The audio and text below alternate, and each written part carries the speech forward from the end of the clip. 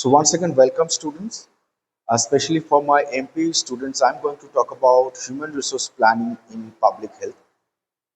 Basically, it's about making sure that you have got the right people with the right skill in the right places, and they are not about to jump ship because you forgot to think about their career paths. So it's not just about hiring folks or hiring those people around you. It's about actually planning ahead so you are not scrambling when half the nurses decided to take a holiday at the same time. So been there, done that, a total chaos. So I've given an example of the nurses because that numbers are very high in healthcare industry.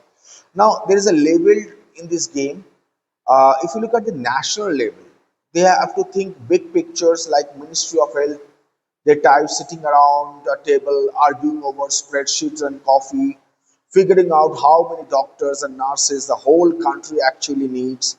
They make the rules, set those ambitious targets, and try, sometimes successfully, sometimes not so much, to make healthcare jobs appealing enough to the people, so people actually want to stick around. Now, after this national level, definitely regional level or state level may come, and this is where it gets a bit more personal. So, regional level, regional people take those grand national plans and to try to make them work in their own backyard. Maybe one area's got a ton of old school clinics, but barely any mental health pros. So they have to tweak the plan and shuffle resources and basically play a constant game of healthcare whack-a-mole. Right. So local level, now local organizational level, what they can do, since we are talking about that, taking boots on the ground, that means we are looking at actual implication, hospital, clinics, those public health programs that pop up when there is an outbreak of something nasty. So here it's all about figuring out who is needed, keeping track of how everything or everyone doing, and making sure people actually get the training they need. So honestly, it's where the magic or the mess can happen at the ground level. So what goes into all these in HR planning stuff? Having said that, national level to local level, the first is, remember, need assessment. So first you have to figure out what you actually need. How many doctors, how many paramedics, how many supporting staff, how many lab techs, how many IT person who knows how to fix all the problems. So you look at disease popping up, the size of the populations, and what kind of care needs delivery. Okay, I keep aside those emergency, some pandemic kind of situation which is not in our control. Next is, after need assessment, you have to plan workforce. So next you have to uh, actually get into the right numbers of people for your organizations, not just hiring willy nilly, I call it in my language, as a Tom, Dick, and Harry, but making a plan who needs training, who leaves soon, how do you keep the good ones, your recruitment, training, keeping people happy. It's a kind of juggling act, I'd say. Then the third part after this is management and development. So no one wants to feel stuck in a deep end job. So you set up systems to help people get better at what they do, offer training, maybe even a pat on the back sometimes works now and then. Keep them learning, keep them growing, and hopefully keep them from running to the private sector for more money. Right. So that's very important because private gives more money, so it's very difficult to uh, retain those people. Now the fourth part is policy and governance. You have to give some work on some ground rules, especially the paying structure, working hours, promotions. If you don't spell it out, you will have chaos, and of course lawsuits. So clear policies are a must. Now, next question to all of you, being a HR in public healthcare, why to bother on all this? So, making sure you have got enough people, as I said, with this workforce planning. If you are not planning, you will wake up one day with a full waiting room and nobody to actually see the patients. Will it be good? Not good. So better care is very, very important. When people are well managed and not totally burn out, patients actually get better care, right? So same thing, what I personally believe that fixing that shortage before they are a crisis. So prepare and prevent is always better than repair and repent. So if you keep an eye on trends, you can spot trouble before it hits. So like all our lab technicians are retiring next year. Example, it doesn't happen like that. Maybe we should do something about that. What you can do, what you should do.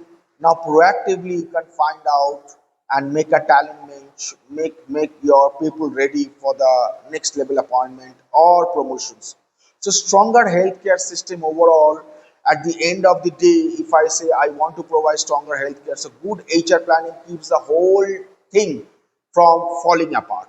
So it's a behind the scenes work that makes universal health coverage even remotely possible. So yes, it's not the glamorous part of public health, but without good HR planning, the whole system grinds to a halt, and nobody wants that. Not the doctors, not the patients, not the paramedics, definitely not the poor soul trying to schedule a shift. So, human resource planning in public health is all about, in its core, a strategic effort to ensure an adequate, competent workforce is in place to address the health needs of diverse populations. Rather than a static checklist, it is an ongoing process, one that requires anticipating future demands, evaluating the current workforce, and making informed decisions about recruitment, training, and retention.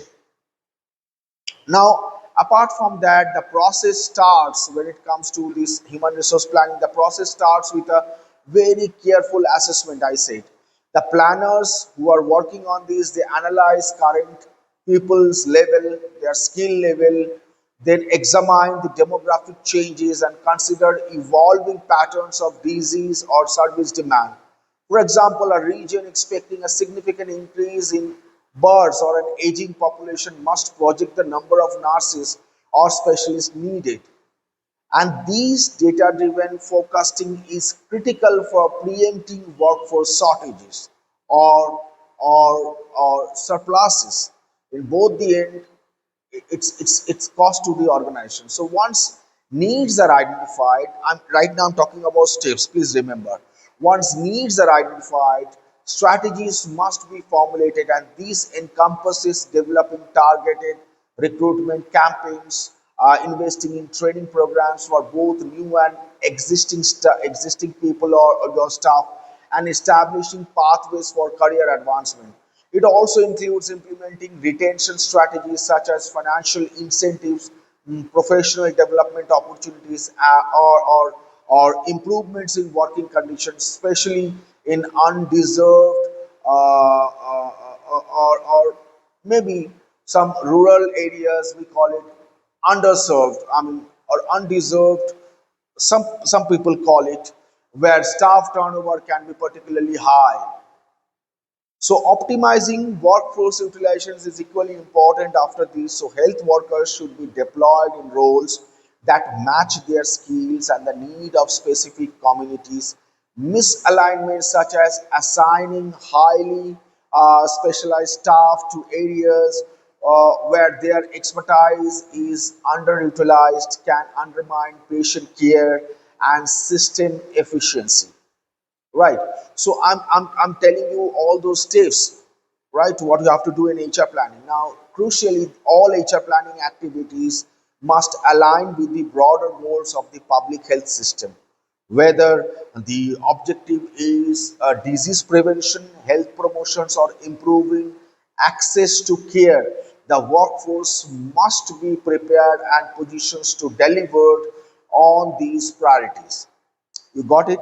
So we covered first that action part of the HR, what HR can do in public health. Now we are talking about the human resource planning and their steps. So, concrete example, I can illustrate this entire process like projecting NARS staff based on demographic trends, designing training programs for community health workers to address gaps in primary care, or introducing retention initiative in rural areas to maintain service coverage. That's the biggest concern because the private companies or private hospitals in urban area they are paying more. So rural nurses they are always tempted to come to urban area to get more. So how do you manage the rural areas? Because they are underserved. So ultimately, effective human resource planning in public health is very vital, and it ensures equitable access to quality care, improves health outcomes, and supports the sustainability of the healthcare system. By approaching workforce management as a strategic, adaptable process, public health organizations can better withstand challenges and advance their mission of promoting community well-being. I hope you have understood all these things. So HR job understanding. Now the next part, what I'm going to cover is that how HR understands human behavior, especially when it comes to public health. They have to understand human behavior in totality. So let's get into deeper part of this human behavior because you have to know people very well. What like when you're dealing with the people, you have to understand what makes them laugh, what stresses them out, why they sometimes do the exact opposite to what goods for them. So that's the secret sauce, I would say. So forget about just throwing stats at people, statistics of these people does this. So it doesn't work like that. Or handling out pamphlets. So if you don't get why people act the way they do, you are basically shouting into the void. Now, my job in next couple of minutes to make you understand on the human understanding human behavior so that you can build better relation.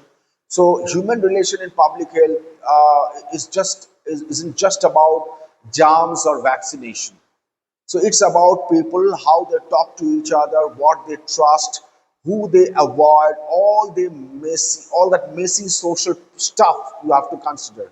You want someone to actually show up for health program, build some trust fast. No trust, no dice is going to be thrown.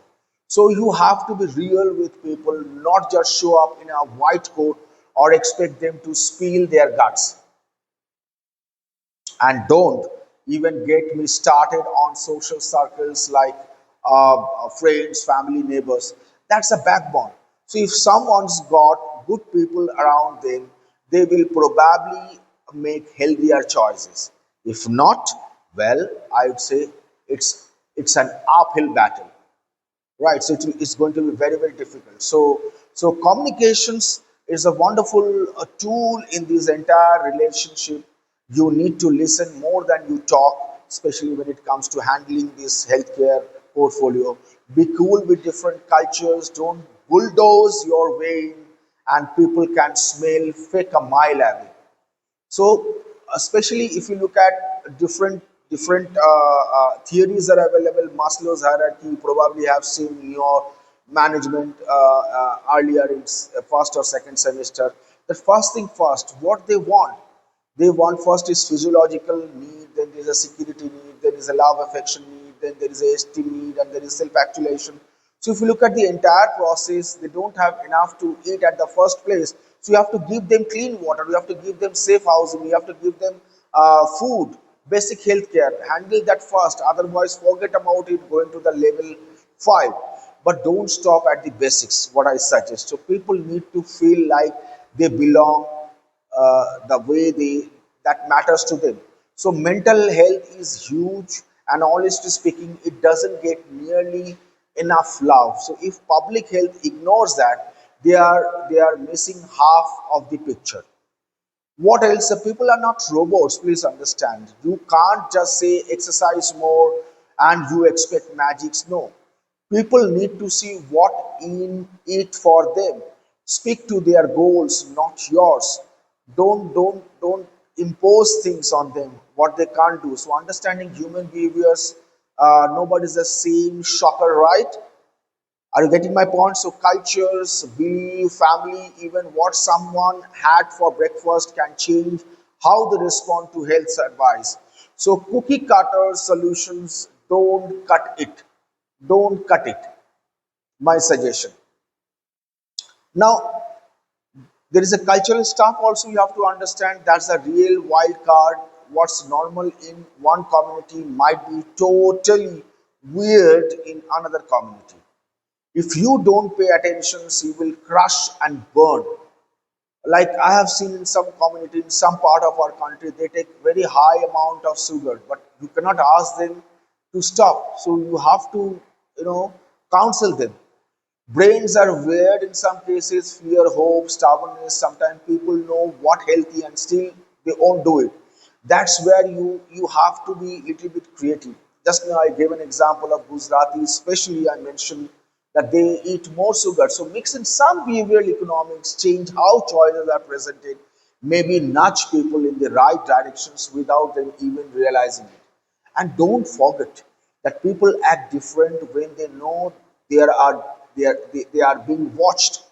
Uh, we know there is a very good theory called Hawthorne effect. So measure results, but keep it real. What you see might not be the full story. So my departing thought is here to understand: if you don't get human side of health, you are just spinning your wheels without moving ahead. And when you actually connect, understand what people need and what with their quacks instead of against them, that's when you start seeing real change. And honestly, isn't that the point which I talked about? So that is all about that, how you have to deal with the behavioral part in the healthcare. Now, my next part is why human resource management is required in healthcare. So let's be real, because I always say human resource management, they are the unsung heroes. So people like to think it's all about doctors, nurses, but honestly, without the people in HR wrangling the chaos behind the scenes, and the whole system would probably collapse in a week. I'm not joking. It's a fact. So first off, these HR wizard, are not just stuffing or shopping papers. No, not at all. They are somehow making sure that there are enough people to cover the right shift, the weird holidays, weekends, and those random afternoons when everyone seems to call or fall in sick. And they are like air traffic controller, but for people, it's like a scabs. So, it's not just about head counts either. You need the right mix of people. Can't have only doctors and zeroing these janitors or vice versa. So HR juggling act keeps both the clinical rock stars, I call them, and the behind the scenes crew in balance. So patients are not left waiting for hours or tripping over unattended biohazard bins. So you have to remember. And then there is a legal staff part also. Don't even get me wrong that healthcare nowadays is get very much hit from the legal part. So they get more rules than a game of monopoly, and if someone messes up, lawsuits everywhere. So HR job is to make sure everyone playing by the book, licenses up to date, policies followed, and nobody is breaking an ethical code. So also they have to referee when tempers flare between co-workers or someone's mad about break rooms situation. So it's like being a guidance counselor, lawyer, and the therapist rolled into one. You got it? So I have covered so many points in this one video. So HR in healthcare isn't just important, it's the glue holding the whole circus together. So without them, you'd have chaos, lawsuit, and probably a lot more expired pudding cups in the staff lounge, right? So we have covered so many points, and I think by watching this video, actually you are covering the first module. Uh, Now, let me also cover that what is HR job to be very specific in the public health. HR got many works in their plate apart from the paperwork we just discussed. Maybe the team building exercise they have to do. When it comes to healthcare, they are basically I told that they are working like a glue, holding the whole circus together. If they slack on training or onboarding, that not just create a hoops moment. Patients' lives can literally hang in the balance. No pressure, right? So what I'm trying to say that HR role is beyond the paperwork. So let's be real that HR in healthcare is a beast of its own. So they are always hunting for the unicorns, qualified doctors, nurses, technician, paramedician, IT staff who don't just bail after a week. Snagging talent is tough, I guess, but keeping them is equally tough, equally challenging. So that's a whole other rodeo of the HR. They should know how to do it. And training, it's never stops. It's a continuous process. So new take, new medicines, new protocols. If you are not learning, you are falling behind. So HR have to make sure everyone's not just showing up, but actually knows what they are doing. And skipping this, you are actually inviting disaster. So then there is one more thing, that the compliance part, the rules and red tape in healthcare, these are wild. So HR, the watchdog, making sure that nobody is breaking laws or putting patients at risk. You have to avoid lawsuits and scandals. I salute to the HR team because they have to work 24/7 to take care of all these things. They're also go to for employees' well-being because burnout is real, especially when people are working 12 hours, 14 hours, especially in healthcare. I can still remember those days in COVID. What was the conditions of paramedics and healthcare staff? So each are the one rolling out wellness program, handling complaints, and making sure people don't lose their minds. Happy people means better care, and there is no rocket science behind it. Workforce planning is another critical role of HR. That's a headache. You can't run a hospital short staff or short people or short paramedics, short of doctors. So, but you also can't have people sitting around twiddling their thumbs. So HR juggling schedules, hiring when needed, and making sure the right folks are on the floor. So when drama erupts, so what HR is like a savior, they jump and they keep that peace, teamwork, uh, work continue, uh, you know, to keep the momentum of the organization. So finally, what I personally feel that if you look at the bottom line, HR keeps an eye on the cost part. They look at the benefits part. They're making sure money not getting flushed down the drain with bad hires or pointless processes. At the end of the day, if you are in HR, so your patients get better care by doing all those things. Considering all those things, what you are supposed to do, that rod your part. That means you know how to do your best job. And if you're not doing, I'm sure I don't need to tell you what could be the consequences, right? So all the very best from my side for this long video, and trust me, this will cover entire module one. So I'd urge you, please watch this video at least 2 3 times so it will help you to understand this subject better.